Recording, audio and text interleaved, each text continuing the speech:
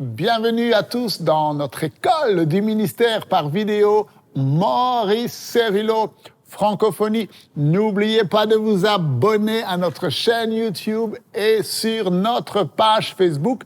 Sachez que toutes les classes sont également disponibles en podcast, c'est-à-dire en version audio. Et si là où vous habitez, votre connexion Internet est un peu lente ou trop chère pour regarder les vidéos, eh bien, la version audio en podcast est pour vous. Votre fin de la parole de Dieu est si précieuse à ses yeux. Alors, nous continuons notre cours producteur de preuves et dans l'enseignement précédent, nous avons vu que nous n'avons plus besoin de chercher des excuses pour notre manque de puissance. Nous sommes dans un voyage spirituel qui nous conduit dans une expérience spirituelle de laquelle nous sortirons changés, complètement changés. Et tout comme Pierre a été changé de quelqu'un qui s'était enfui de la croix en quelqu'un qui a dit « Ce que j'ai, je te le donne au nom de Jésus-Christ de Nazareth, lève-toi et marche », eh bien, nous ferons la même expérience. Et si vous dites de tout votre cœur à Dieu, « Père, je veux faire la même expérience que celle que tu as donnée aux chrétiens de l'Église primitive, quel que soit le prix à payer, quels que soient les sacrifices à consentir. Seigneur, utilise ma vie pour faire la démonstration que Jésus est le Fils du Dieu vivant et qu'il est venu sur cette terre afin de détruire les œuvres du diable. » Eh bien, si c'est le cri de votre cœur, alors soyez prêts à faire une expérience surnaturelle avec Dieu. Aujourd'hui, nous allons voir comment demeurer fidèle à la tâche.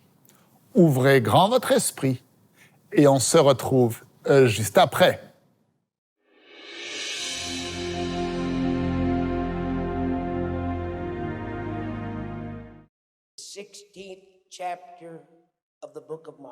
Le chapitre 16 du livre de Marc, où nous avons traversé une expérience extraordinaire, là où nous avons appris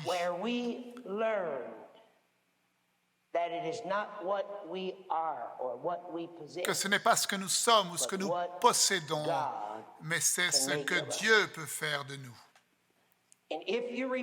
Et si vous vous souvenez, nous nous sommes arrêtés lorsque Jésus est apparu aux 11, ses disciples qui ne croyaient pas dans la résurrection. Et il les a réprimandés et il leur a reproché la dureté de cœur et leur incrédulité, parce qu'ils n'avaient pas cru en ceux et celles qui l'avaient vu après sa résurrection. Et vous vous souvenez ce que le Seigneur a fait ensuite? Combien d'entre vous vous souvenez ce que le Seigneur a fait juste après cela?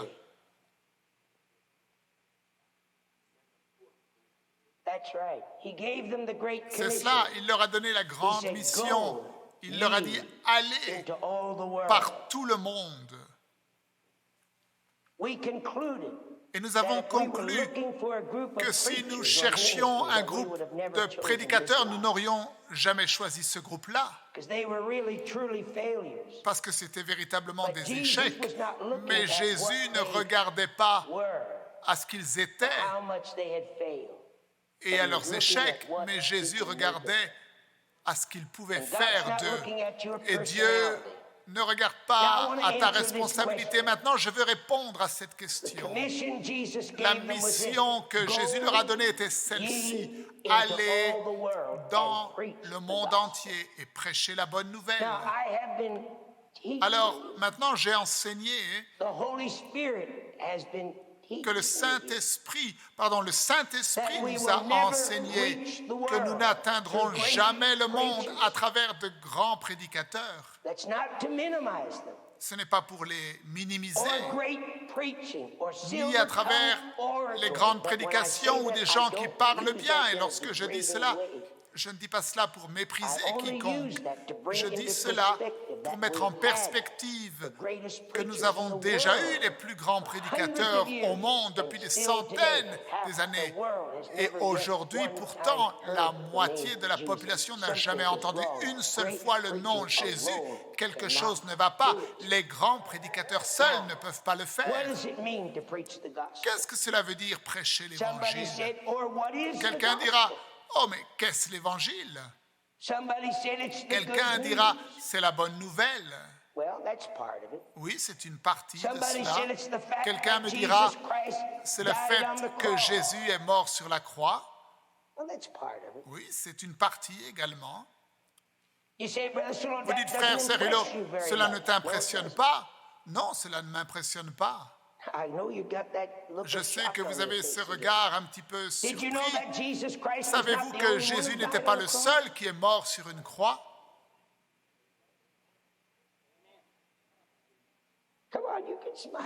Vous pouvez sourire lorsque je dis cela. Il y avait des milliers de personnes qui sont mortes sur une croix. C'était la façon dont ils punissaient les criminels et les meurtriers. Ils les tuaient en les mettant sur une croix. Mais comprenez, il n'y a pas de vertu dans la croix. C'est un morceau de bois.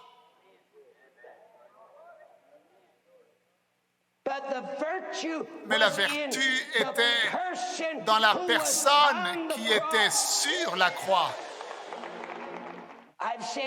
Et je vous ai déjà dit plusieurs fois, c'est facile pour nous de prêcher aujourd'hui. Vous m'avez déjà entendu dire cela? Vous savez pourquoi? Eh bien, parce que nous n'avons pas besoin de prouver quoi que ce soit. Une des professions les plus faciles au monde, c'est d'être un prédicateur. Tu te mets derrière le pupitre, tu as un petit sermon que tu as préparé pour le dimanche matin.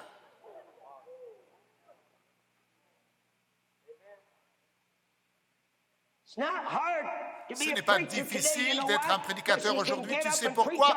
Parce que tu peux prêcher sur n'importe quoi sans devoir le prouver aujourd'hui. On n'a pas besoin de prouver quoi que ce soit.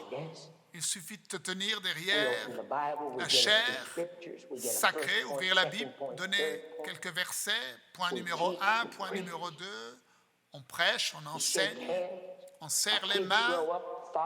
Nos enfants grandissent dans l'Église. L'Église grandit de génération en génération. Quand les enfants héritent la religion de leurs parents, et on a quelques convertis. Mais la tâche à laquelle l'Église primitive a dû faire face, et les apôtres, était la suivante. Tu prouves au monde que cet homme que l'on appelle Jésus, que tout le monde a vu et touché, tout le monde a ressenti sa chair qui était une chair humaine. Qu'est-ce que Jésus faisait lorsqu'il avait faim? Qu'est-ce qu'il faisait lorsqu'il était fatigué? Qu'est-ce qu'il faisait lorsqu'il avait soif? Maintenant, dis-moi, comment est-ce que tu vas convaincre un monde que cette personne dans la chair est Dieu? Alors, tu sais quel est le problème aujourd'hui? Nous nous sommes éloignés de la tâche. Tu sais pourquoi l'Église primitive a atteint le monde connu de l'époque en 2 siècles? C'est parce qu'ils sont restés véritables envers leur tâche, et leur tâche était de convaincre le monde que Jésus n'était pas comme un autre Dieu, mais qu'il était vivant.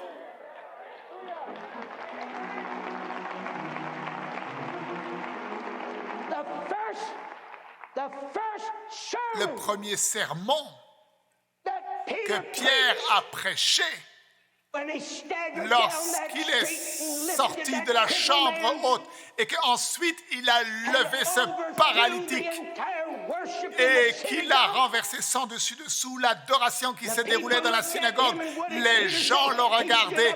Et qu'est-ce que Pierre a dit? Il a dit, ne me regardez pas. Si cet homme marche aujourd'hui, c'est Jésus-Christ qui l'a guéri. Et frères, écoutez-moi. Toute la foule dans cette synagogue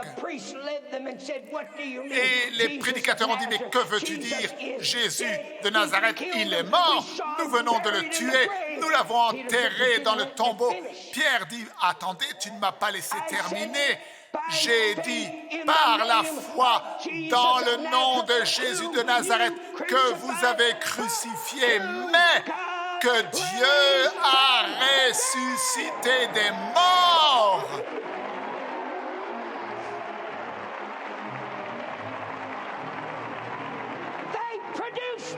Ils ont produit la preuve, ils ont produit la preuve, ils ont produit la preuve. Maintenant, regardez le frère Cerullo. Comment est-ce que nous nous sommes éloignés de notre tâche à ce point-là? Comment avons-nous été plus intéressés à aller faire du sport, ou nager, ou jouer au football? Je ne dis pas qu'il y a quelque chose de mal avec ces choses-là, mais je vous dis, il nous faut mettre nos priorités en ordre. Si c'est ce qu'il nous faut pour atteindre le monde, alors pourquoi est-ce que l'Église passe tellement de choses dans son programme qui ne produisent rien?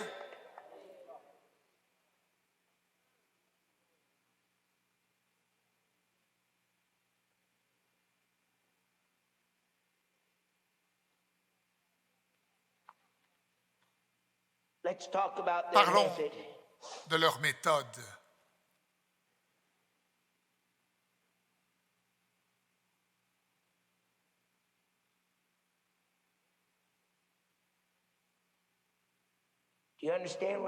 Est-ce que vous comprenez de quoi je parle? Combien d'entre vous savez que c'est plus facile de prêcher aujourd'hui qu'il ne l'était il y a 2000 ans? Tu ne pouvais pas simplement te lever et dire que Jésus est le Fils de Dieu il y a 2000 ans de cela, parce que tu parlais à des gens qui avaient marché avec lui. Tu prêchais avec des gens qui lui avaient parlé. Tu prêchais avec des gens qui avaient mangé et dormi avec lui. Et ils t'auraient dit, ok, tu me dis que Jésus est Seigneur, eh bien prouve-le-moi. Tu veux que je croie que Jésus est le Fils de Dieu et qu'il n'était pas un homme alors que je l'ai touché et que je l'ai ressenti? Tu veux que je croie qu'il était la parole? Tu sais, la tâche de l'Église primitive, ce n'était pas seulement de prêcher et de convaincre le monde que Jésus était Seigneur. Tenez-vous bien à vos chaises, c'était bien plus que cela. Il fallait qu'il convainc le monde que Jésus était Seigneur depuis le fondement de la terre, la création du monde.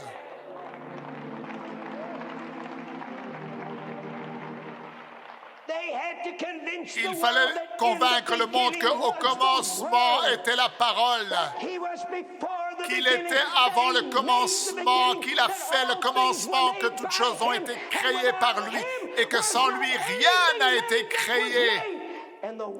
Et la parole est devenue chair. Allez essayer de faire cela. Je vous lance le défi. Je vous lance le défi. Essayez.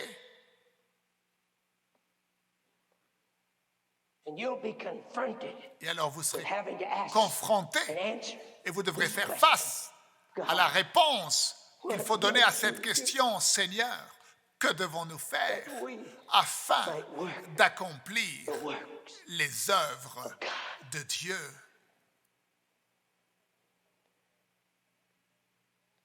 Et il leur a dit, allez dans le monde entier, prêchez l'évangile à toute créature. Et il a dit, ces signes suivront, accompagneront ceux qui croiront. Après que le Seigneur leur eut parlé, il fut enlevé au ciel et il s'assit à la droite de Dieu. Et ils s'en allèrent and preached prêchaient everywhere. partout. They Et ils working travaillaient with the Lord. avec le Seigneur. Huh? Que dites-vous? Who said no? Out Qui there? a dit non? Who's preaching at me out there? Qui est en train de me prêcher là? Somebody? No over here too? Il y a d'autres personnes qui ne sont pas d'accord avec ce que je What do viens you de mean dire. no? Que voulez-vous dire? Well, let me go back and Ok, check you laissez-moi out now. revenir et je vais relire ce passage. And they went forth and preached Et ils everywhere. allèrent prêcher partout And they working et with the ils Lord. travaillaient avec le Seigneur. A few more no. Oh, il y a encore d'autres qui ne sont pas d'accord avec ce que je viens de Isn't that dire. what it says? Ce n'est pas ce qui est écrit. What does it say? Qu'est-ce qui est écrit? What does it say? Qu'est-ce qui est écrit? What Le does it Seigneur travaillait avec eux. say? Why don't you act like it? Alors pourquoi n'agissez-vous pas de la sorte? Nous devons demeurer fidèles à la tâche. Et quelle est cette tâche ou cette mission que Dieu nous a donnée? Aller par tout le monde et prêcher la bonne nouvelle à toute la création. Celui qui croira et qui sera baptisé sera sauvé, mais celui qui ne croira pas sera condamné. Et voici les miracles qui accompagneront ceux qui auront cru. En mon nom, dit Jésus, ils chasseront les démons, ils parleront de nouvelles langues, ils saisiront les serpents, et s'ils boivent quelques breuvages mortels, ils ne leur feront pas de mal, ils imposeront les mains aux malades, et les malades seront guéris. Le Seigneur, après leur avoir parlé, fut enlevé au ciel et il s'assit à la droite de Dieu. Et ils s'en allèrent prêcher partout. Le Seigneur travaillait avec eux et confirmait la parole par les miracles qui l'accompagnaient. Mon Dieu, ne manquez surtout pas la suite de ces enseignements. N'abandonnez surtout pas en chemin ce voyage spirituel dans lequel Dieu vous conduit et qui changera votre vie chrétienne pour toujours.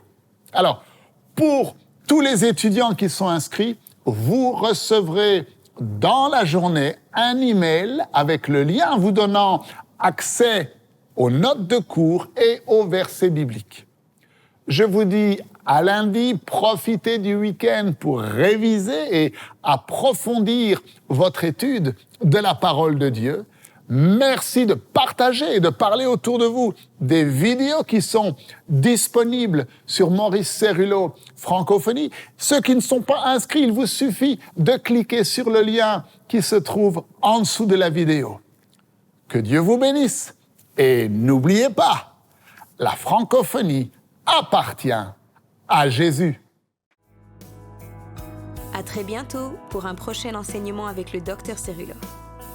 La francophonie appartient à Jésus. Pour toute information, rendez-vous sur www.mcwe.fr.